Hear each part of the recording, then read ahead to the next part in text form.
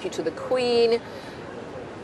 The sense so far, from what we got yesterday, for what it's worth, is that it hasn't been the same distraction that people had anticipated. Just your thoughts about their appearance, which will be imminent, I guess. Well, the Queen has said that they will always be much-loved members of her family, and so it's only natural that they would want to be here and that the Queen would want them to be here rather than being a distraction. It's part of a family that are coming to worship God together. So it's great that they're here. Yes, it would be great if it won't be a total distraction, but the Queen welcomes them as someone they're part of her family.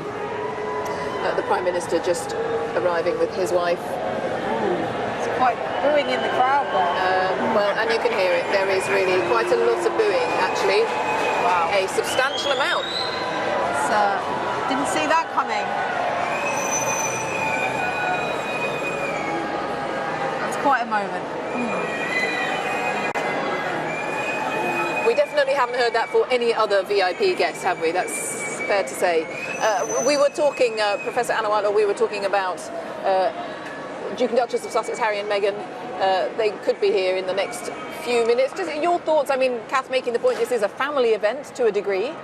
Yeah, I mean, when we think of 70 years and we think of the Queen's reign, I mean, we think back to obviously Winston Churchill and Boris Johnson that we've just seen. That's the longevity of the Queen's reign. And I think in a sense we need to put Harry and Meghan and all of that in perspective. I mean, of that 70-year reign, I mean, sure, they've been kind of tabloid fodder for the last few years. Yes, they've been, sensational interviews and so on. But at the end of the day, I don't think, in future years, historians are going to look back and the reign is going to be significantly defined by the Duke and Duchess of Sussex episode. That said, of course, I mean, for some people, the fact that Meghan in particular didn't feel that she could stay within the royal family on the terms that she wanted. And of course, there were suggestions through, from Harry and others that she had felt racism, whether it be through the media or indeed by a member of the royal family, an unnamed member of the royal family, as was suggested in that Oprah interview. I think there's a sense of lost opportunity, that this would have been something really special to have had the Duke and Duchess of Sussex as working royals, particularly working around the Commonwealth.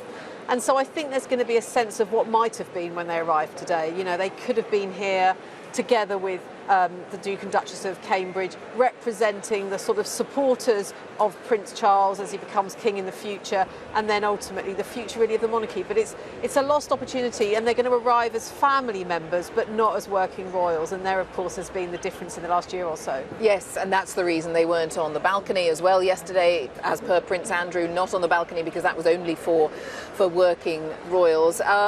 Inevitably, I suppose there will be body language experts out there who will be watching. They'll be watching that walk up the steps, won't they? How close are the two brothers? All those sort of little signs that some people will look out for, but equally the royal family will be wise to that as well. So I think they won't arrive together, that's for sure. I think we'll see Harry and Meghan arriving first. The Duke and Duchess of Cambridge will arrive separately, but then of course people were saying, were they speaking to each other within St Paul's? The last time they were seen together in a church service was, way back sort of 4 or 5 years ago, and their body language at that point for the Commonwealth service was seen as really quite frosty and edgy, and they weren't looking at each other in a very affectionate way.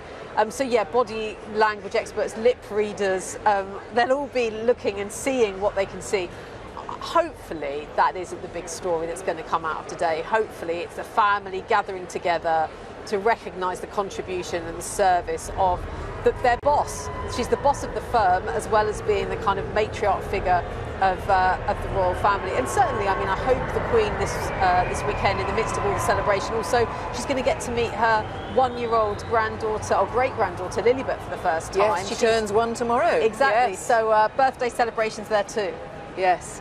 And while we talk about family, Catherine Butcher, the sadness at the heart of this as well is that these 4 days of celebrations, the Queen is there without her husband, without the man who stood by her for more than 70 years. Yes, and obviously he was a strength. She described him as a strength, and she will miss him. Because he would have been here as part of these celebrations and would have wanted her to be celebrated, of course, from his step behind, because he always kept out of the limelight, didn't he? And no doubt he'd have made some interesting gaffes, which could have made us all laugh. But yes, it's very sad that he's not